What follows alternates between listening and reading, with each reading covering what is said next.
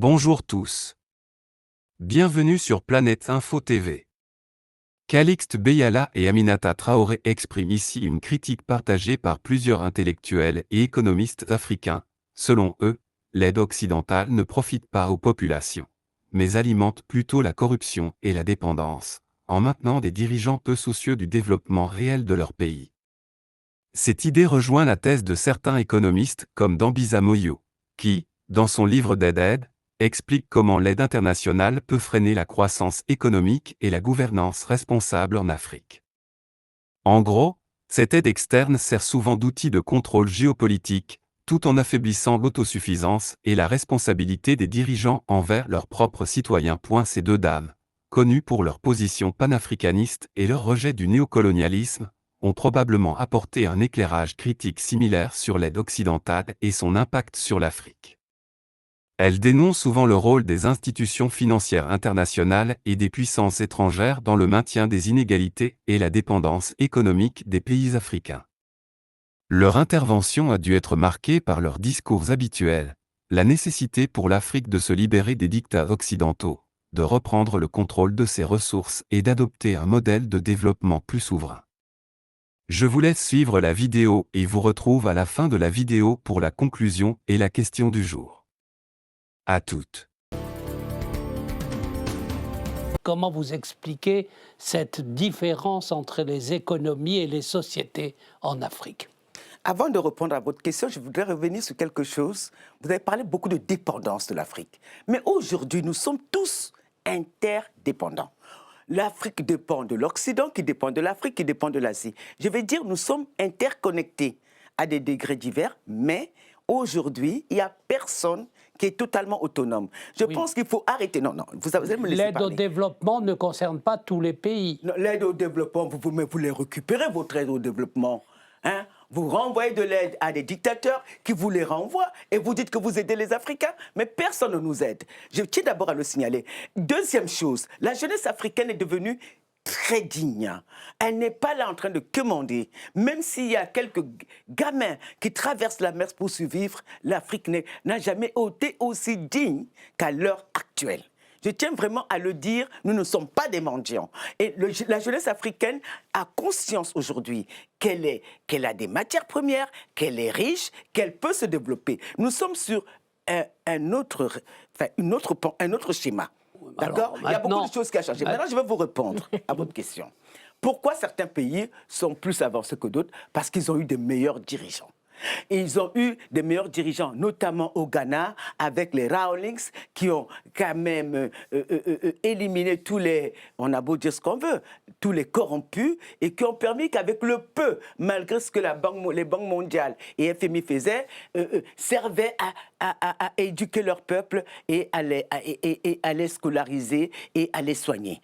Et il y a eu, par exemple en Afrique centrale, on a eu des bouffons. Il faut quand même se dire la vérité. Au Cameroun, au Gabon, on a eu, ou en Centrafrique, on a eu des sanguinaires. Des gens qui étaient là, qui pillaient tout, qui volaient tout, qui n'ont pas, sont pas souciés de leur peuple. Il y a cette responsabilité aussi qui est là. Moi, je ne suis pas toujours en train de dire, oui, mais la responsabilité est toujours ailleurs. Je veux dire que quelquefois, on peut nourrir sa famille avec peu. On peut avoir le sens du partage. Et beaucoup d'Africains aussi ont été comme leurs maîtres européens, n'ont pas eu le sens du partage, du vivre ensemble, de donner un peu à l'autre. Il y a une responsabilité partagée.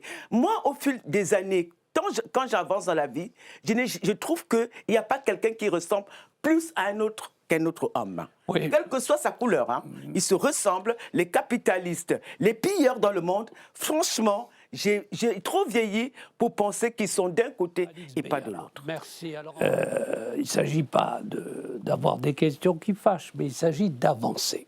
Bon. On parle de profiteurs et c'est le thème de l'émission.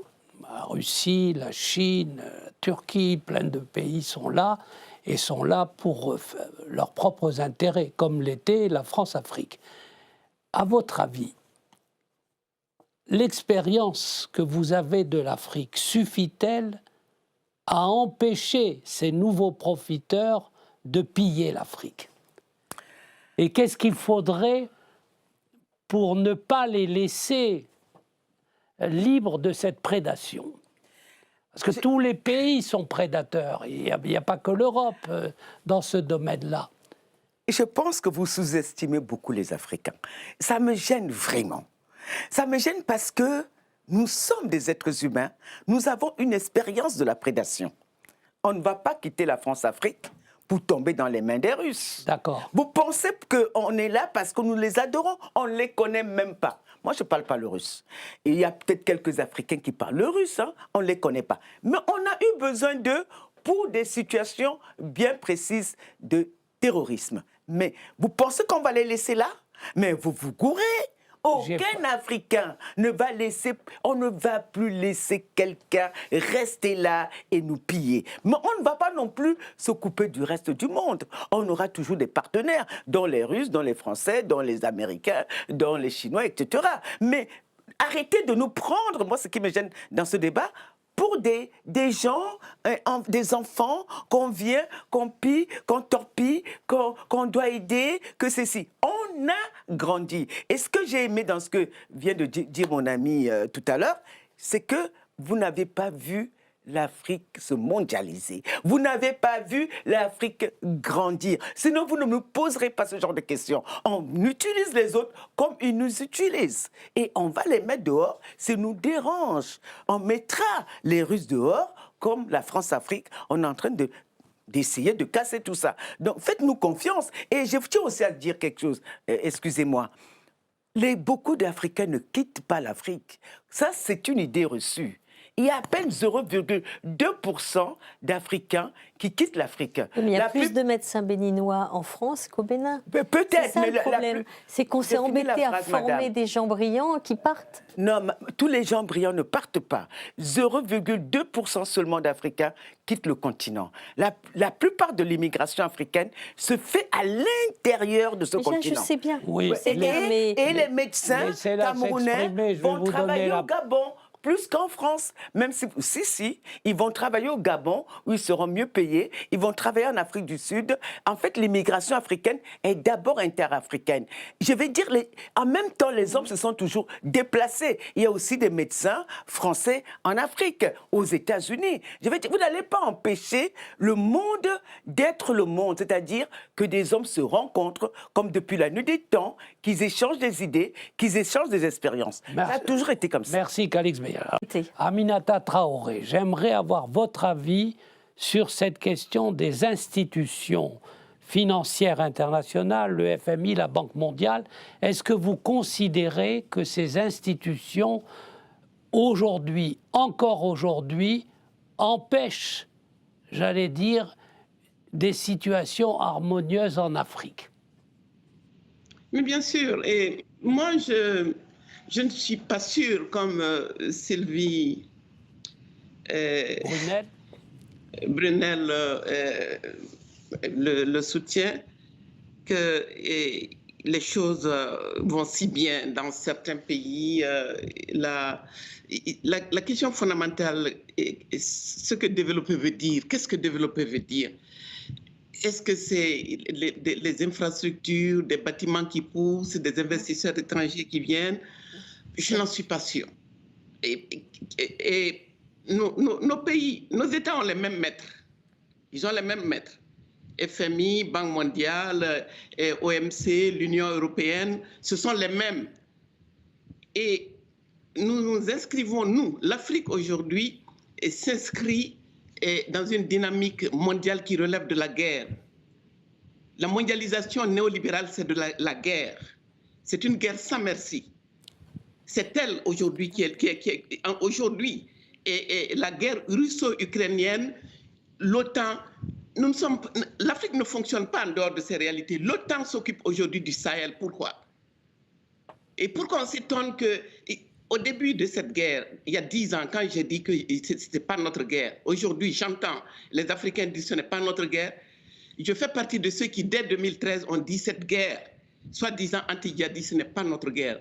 Les djihadistes que je connais, que je vois aujourd'hui, qui sèment la terreur et dans les villages, qui tuent, sont des victimes des programmes d'ajustement structurel. Je n'en démords pas. On ne peut pas me dire que c'est fini, que c'était une autre histoire. C'est la même histoire.